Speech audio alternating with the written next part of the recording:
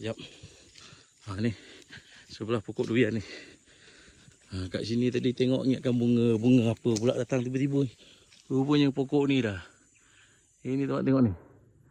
Ada bunga-bunga tu. Nampak? Bunga ni sudah naik. Alhamdulillah. And then ini yang ketiga. Yang keempat rasa ni kot. Ni pokok depan ni. Pokok ni insyaAllah rezeki kita. So sini kawasan pipe ni dah dipasangkan penjuru dia. Dari situ sampai ke situ. Sampai ke bawah sana. Sampai ke sana tu mati satu. Tak ada apa dah.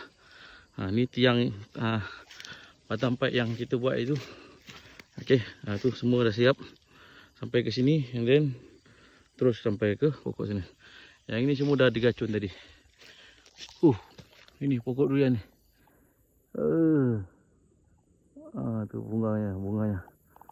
Ini je lah setakat ni empat pokok dah berbunga. Dah tak tahulah.